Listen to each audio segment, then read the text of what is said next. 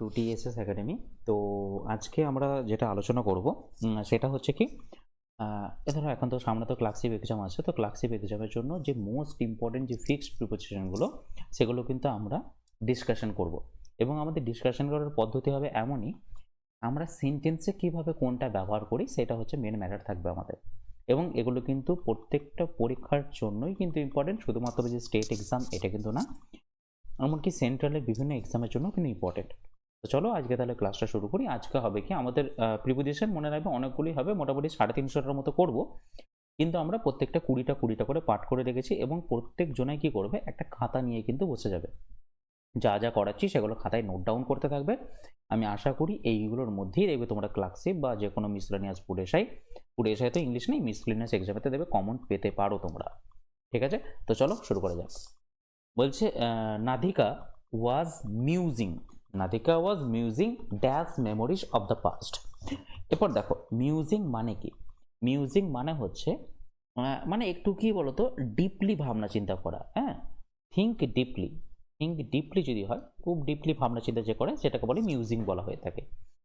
এরপর দেখো ডিপলি ভাবনা চিন্তার সাথে তোমার আসে কি, দেখো অ্যাবাউট আসে না, ফর আসে না, ফ্রম আসে না। মিউজিং এর সাথে মনে রাখবে সবসময় কি আসে, তোমার ওভার এসে থাকে। Musing over, Radhika was musing over memories of the past. এরপরে তোমাকে বলে রাখি মিউজিং এর সাথে আর কি কি রয়েছে।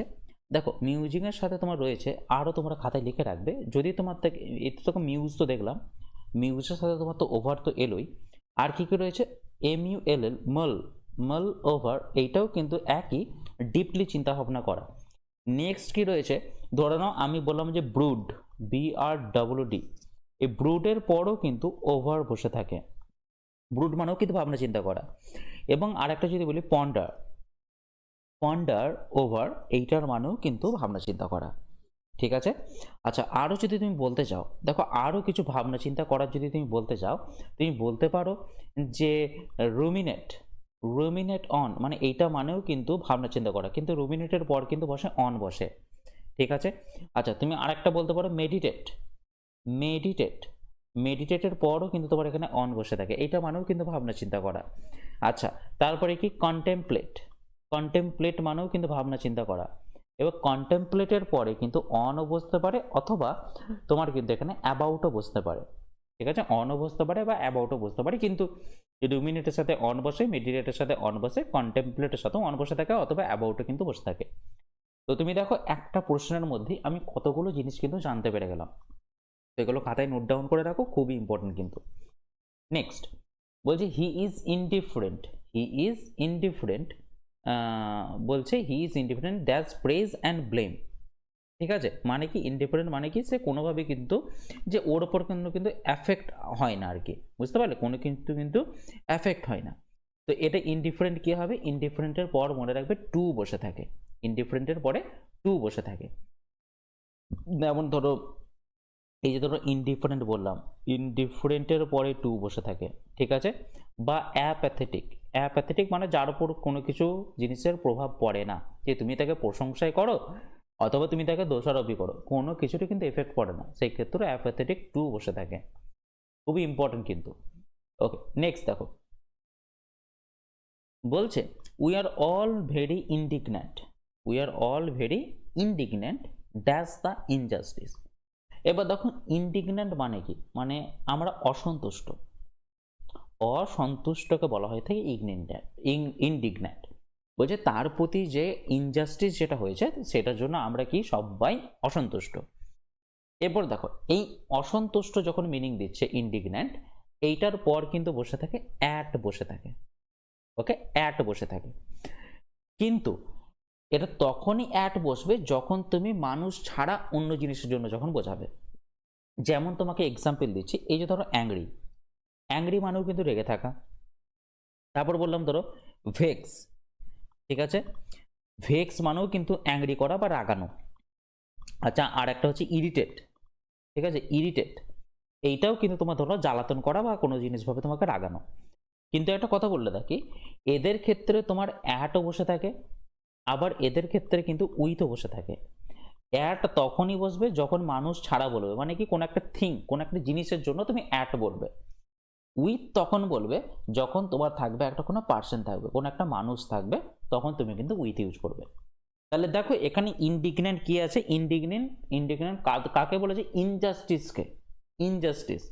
তাহলে ইনজাস্টিস হচ্ছে একটা তাহলে থিং, এটা তো মানুষ তো না, তো সেই জন্য এখানে কিন্তু বসবে তোমার অ্যাট। তো রাইট অ্যান্সার হচ্ছে option D is the right answer. Okay, next চলো। Today student should be reconciled dash the way things are changing. Reconciled মানে কি বলতো, রিকনসাইল্ড মানে হচ্ছে কোনো জিনিসকে খাপ খাইয়ে নেওয়া। ঠিক আছে, খাপ খাইয়ে নেওয়ার সাথেও, খাপ খাইয়ে নেওয়া মেনলি জিনিস হচ্ছে এটা তোমার, একটা হচ্ছে রিলেশনশিপটাকে আবার নতুনভাবে মজবুত করে নেওয়া। ঠিক আছে, ধরে নাও কারোর সাথে কারো ঝগড়া হয়েছে, তো বললাম যে আমরা রিকনসাইল করে নিই চল, তাহলে সেটাও হতে পারে। অথবা তুমি কোনো জিনিসকে তুমি কি করতে পারো, এগ্রি করে নিতে পারো বা মেনে নিতে পারো। ঠিক আছে, তাহলে রিকনসাইলের দুটো মিনিং হলো, একটা হচ্ছে কি শান্তি স্থাপন করা, দুজনের মধ্যে ঝামেলা হয়েছে তুমি শান্তি স্থাপন করে দিলে, তাহলে সেই ক্ষেত্রে রিকনসাইলের ক্ষেত্রে যখন তুমি শান্তি স্থাপন যখন করবে, সেই ক্ষেত্রে রিকনসাইলের সাথে কিন্তু মনে রাখবে উইথ বসে থাকে। আর রিকনসাইলের সাথে টু তখনই বসে থাকে যখন মনে রাখবে কোনো জিনিসের সাথে তুমি যখন এগ্রি করছো বা কোনো জিনিসের সাথে তুমি যখন খাপ খাইয়ে নিচ্ছ। ঠিক আছে, যুগের পরিবর্তনের সাথে সাথে নিজেকে যখন খাপ খাইয়ে নিচ্ছ, তখন কিন্তু রিকনসাইল টু ইউজ হয়ে থাকে। এরপর যদি প্রশ্নটা যদি ভালো করে পড়ো, বলেছে দেখো today student should B reconcile, এখনকার দিনে স্টুডেন্টসদেরকে কি করতে হবে, খাপ খাইয়ে নিতে হবে dash the way things are change, যেমনভাবে জিনিসগুলো চেঞ্জ হচ্ছে সেই অনুযায়ী নিজেদেরকে খাপ খাইয়ে নিতে হবে। এখানে তো শান্তি স্থাপন করার কথা তো বোঝাচ্ছে না, এখানে বোঝাচ্ছে যে পরিবেশের সাথে তোমাকে খাপ খাইয়ে নিতে হবে। তাহলে খাপ খাওয়ানোর ক্ষেত্রে আমরা রিকনসাইলের পরে কিন্তু টু ইউজ করে থাকি। তো এখানে রাইট অ্যান্সার হবে কিন্তু টু। সবসময় ভেবে নিও না যে রিকনসাইলের সাথে সবসময় যে উইথ বসে, এটা কিন্তু একদমই ভুল ধারণা। ওকে, উইথ তখনই বসবে যখন আমরা শান্তি স্থাপন করব। নেক্সট বলছে দেখো, it took the child a long time to recover dash the শক।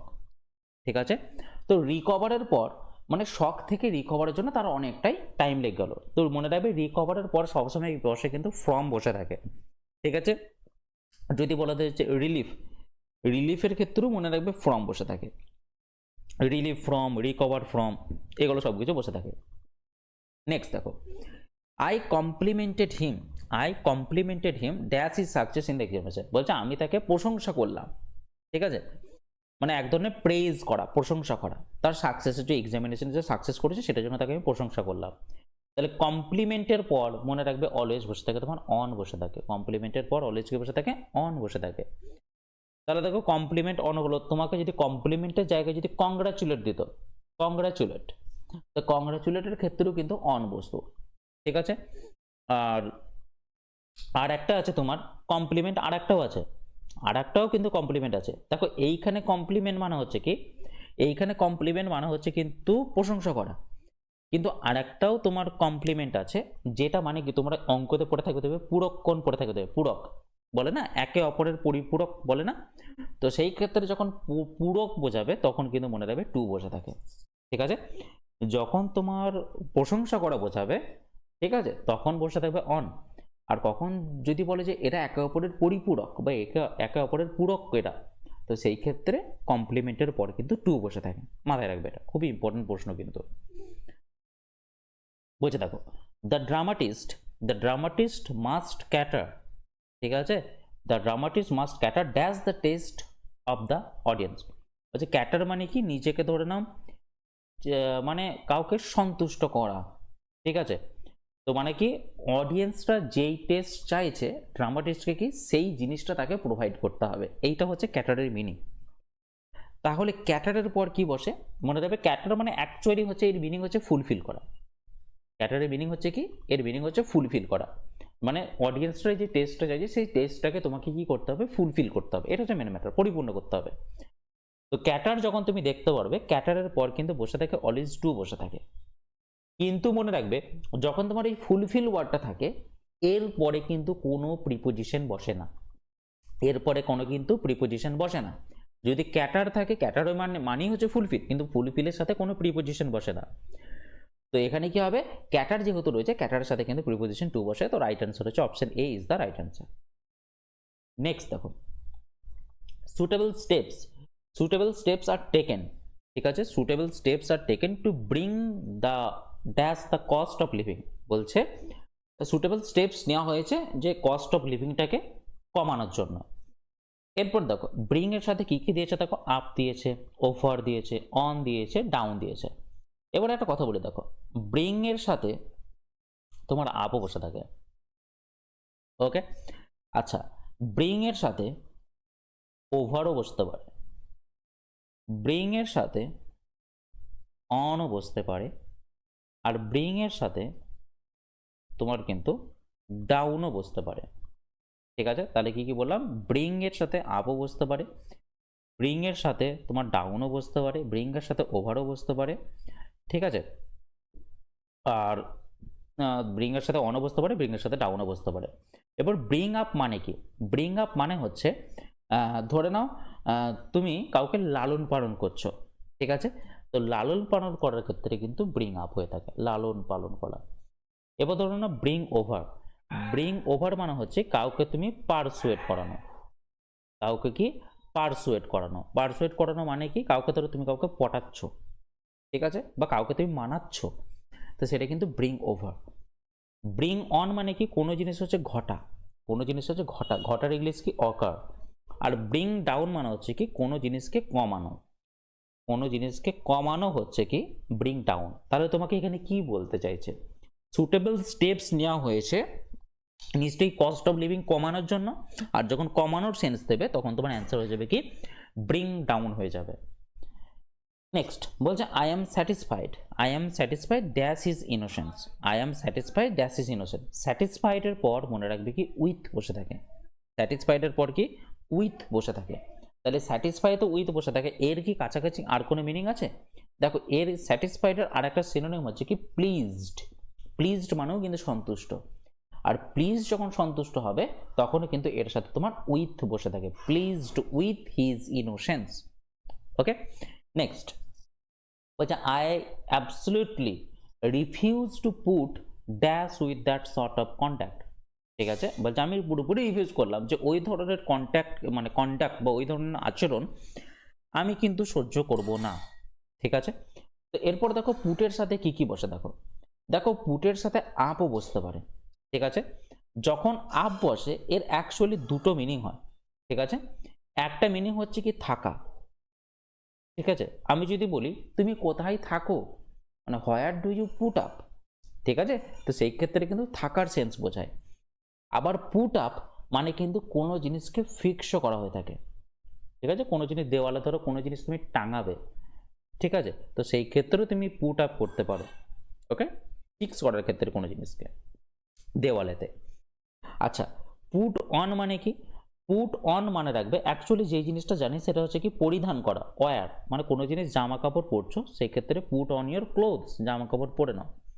আচ্ছা, তুমি ধরে নাও ওয়েট তুমি গেন করেছো মানে বেশি পরিমাণে তুমি ওয়েট গেন করেছো মানে ওয়েট হয়ে গেছে তোমার, তাহলে সেই ক্ষেত্রেও কিন্তু মনে রাখবে পুট অন আমরা ইউজ করতে, I have put on weight use করতে পারো। আচ্ছা, আর একটা করতে পারো তুমি পুট অন, আর একটা জিনিস হতে পারে কি ভান করা, ভান করার ইংলিশ কি প্রিটেন্ড, ঠিক আছে। তো কোনো জিনিসের ভান করার ক্ষেত্রে আমরা কিন্তু পুট অন ইউজ করতে পারি। আচ্ছা, পুট অফ মানে কি, পুট অফ মানে মনে রাখবে পুট অফ মানে হচ্ছে কোনো জিনিসকে স্থগিত করে দেওয়া মানে কি পোস্টপোন করে দেওয়া, স্থগিত করে দেওয়ার ক্ষেত্রে পুট অফ ইউজ করি। আচ্ছা, পুট আউট কি বলতো, পুট আউট মানে মনে রাখবে পুট আউট মানে হচ্ছে কোনো জিনিসকে নিভিয়ে দেওয়া, নিভিয়ে দেওয়ার ইংলিশ কি এক্সটিংগুইশ, এক্সটিংগুইশ হচ্ছে নিভিয়ে দেওয়ার ক্ষেত্রে, এবং পুট আউট তখন ইয়ে যাবে। এবং পুট আউট কিন্তু আর একটা মিনিংও আছে স্যাড মানে কি দুঃখিত, বা তুমি এটাকে ডিপ্রেসড বলতে পারো, ডিপ্রেসড বলতে পারো। তো এইগুলো সব কিন্তু পুটের সাথে বসে থাকে, এবং পুটের সাথে বিভিন্ন জায়গায় বিভিন্ন ধরনের কিন্তু ইউজ হতে পারে, অন অনেক জায়গায় ইউজ হতে পারে, আপ অনেক জায়গায় ইউজ হতে পারে, ঠিক আছে। তো এগুলো ভালো করে দেখে নাও। তাহলে এরপরে আমাকে বলছে দেখো পুট ড্যাশ উইথ, এরপরে দেখো আমি ওর কন্ট্যাক্টটাকে ব্যবহারটাকে সহ্য করতে পারছি না, আর যখন সহ্য করতে পারছি না সেন্স দেবে তখন মনে রাখবে একটা পুরোটাই ফ্রেজ হয় put up with, put up with. যখন তুমি নর্মাল পুট আপ বলবে তখন কিন্তু স্টে অথবা ফিক্স করা বোঝাবে কোনো জিনিসকে, ঠিক আছে।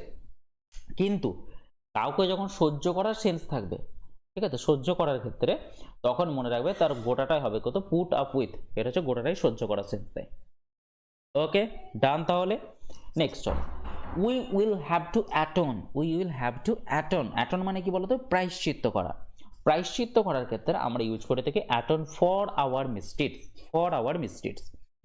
তো এরপর আমাদেরকে দেখতে হবে অ্যাটনের সাথে সাথে আর কি আছে।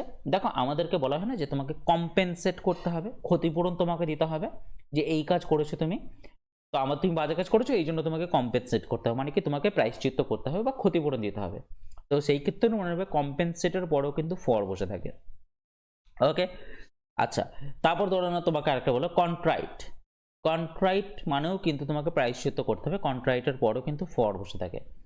পে, পে ফর ইউর মিসডিডস, তার মানে কি তোমাকে এইখানে কি তোমাকে জিনিসটার জন্য, ভুল কাজের জন্য তোমাকে প্রায়শ্চিত্ত করতে হবে, পে ফর ইউর মিসডিডস।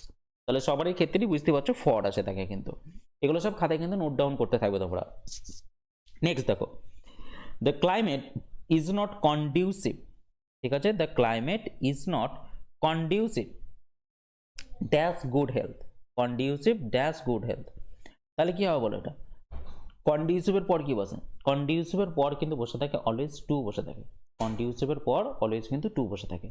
কন্ডিউসিভ মানে কি, কন্ডিউসিভ মানে হচ্ছে কি অনুকূল, ঠিক আছে, কন্ডিউসিভ মানে কি অনুকূল, অনুকূল মানে কি তুমি আরেকটা বলতে পারো ফেভারেবল, ঠিক আছে, অনুকূল মানে কি ফেভারেবল, ফেভারেবলের পরও কিন্তু তোমার টু বসে থাকে।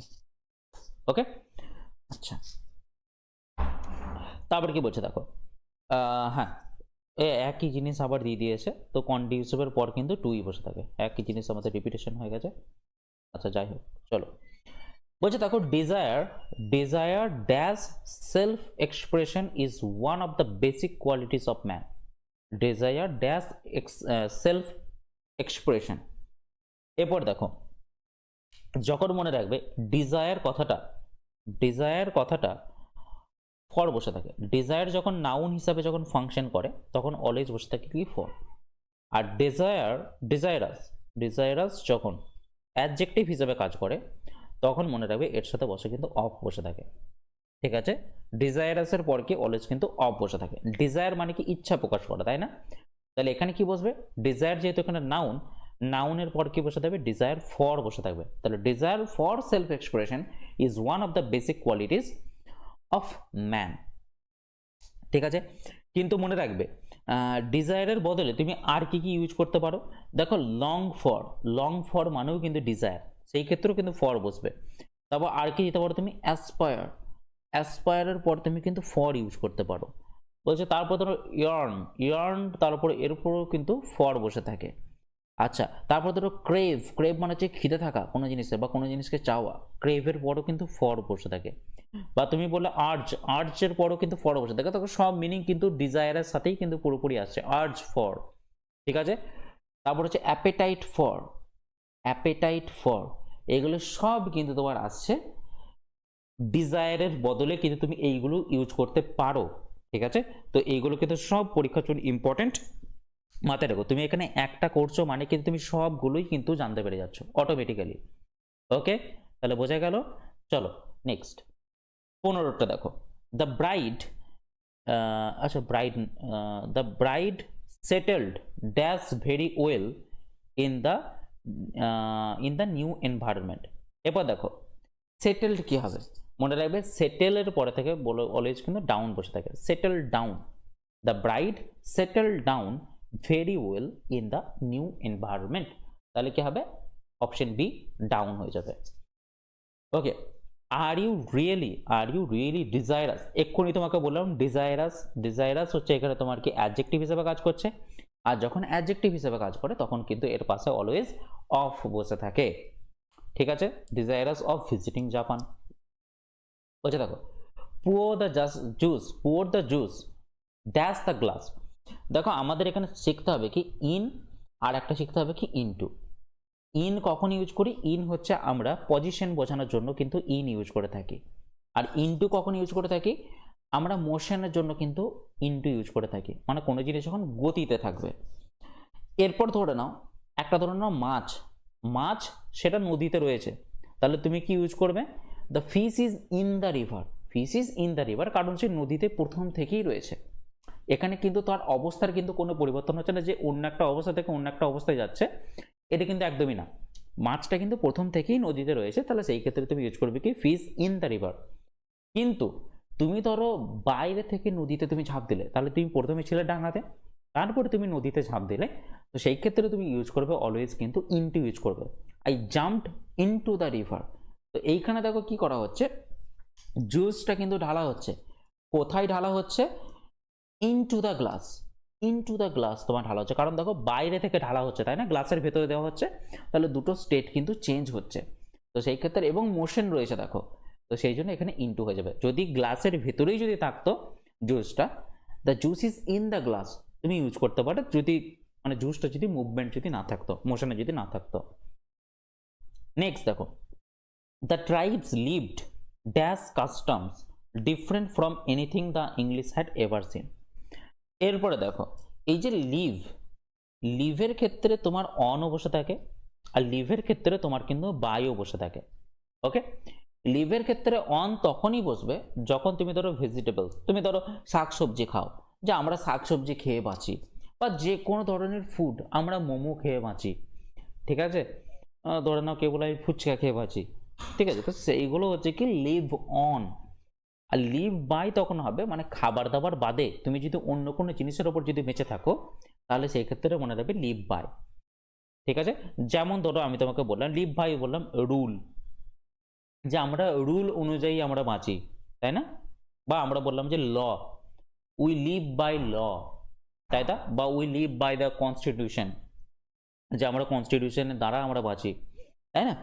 তো সেই ক্ষেত্রে ল, রুল, তারপর ধরে নাও আরো কিছু যদি বলি কিছু কাস্টমস, কাস্টমস মানে কি, ধরে নাও কিছু প্রথা, তো প্রথার জন্য আমরা কিন্তু ইউজ করে থাকি লিভ বাই ইউজ করে থাকি, ঠিক আছে।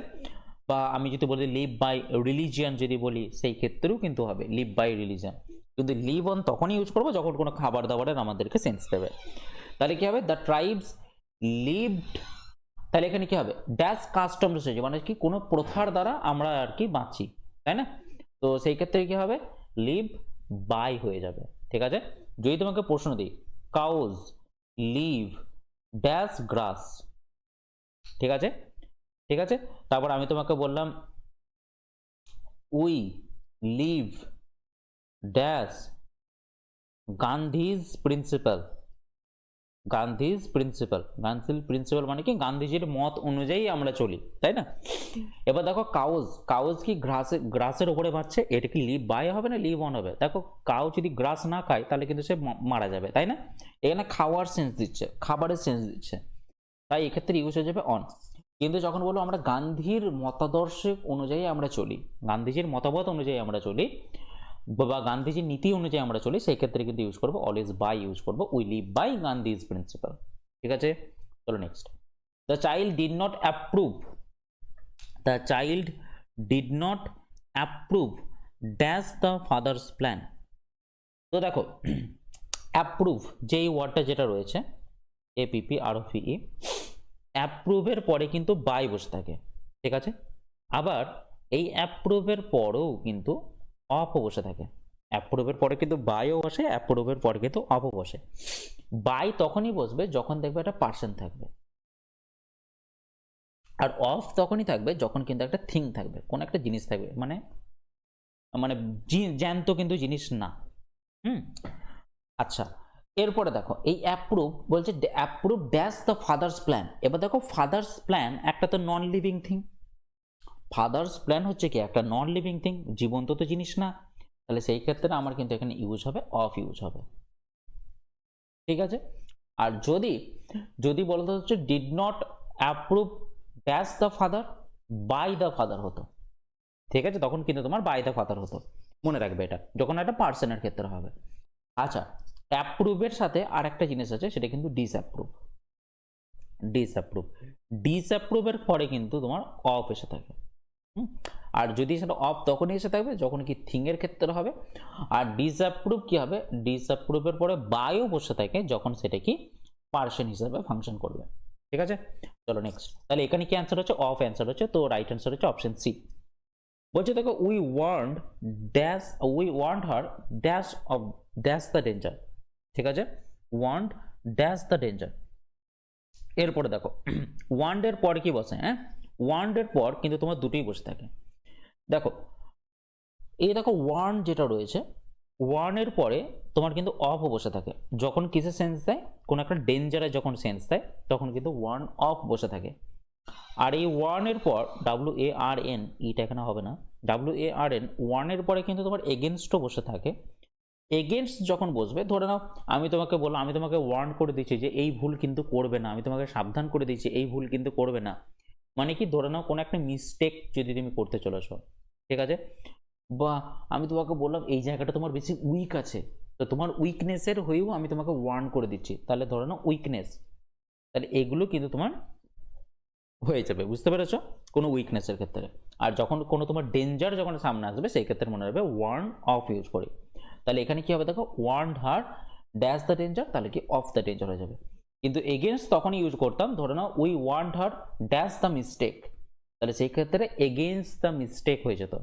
ওকে, আচ্ছা, তারপর ধরে নাও আমি তোমাকে দিলাম ধরো গার্ড, GUARD, গার্ডের ক্ষেত্রেও কিন্তু মনে রাখবে এগেনস্ট হবে, we should guard against the mistake, এইভাবে আমরা কিন্তু ইউজ করতে পারি। মানে ধরে নাও কি স্পেলিং মিস্টেক যদি তুমি করো, ঠিক আছে, we should guard against spelling mistake, তাহলে সেই ক্ষেত্রে আমরা অলওয়েজ গার্ড এগেনস্ট ইউজ করবো। ওকে, তাহলে আশা করি এই জায়গাটা পুরোপুরি 20টা প্রশ্ন তোমাদের মধ্যে ক্ল্যারিটি চলে এসেছে। তো আবার দেখা হবে আমাদের পার্ট 2 সেশনটা।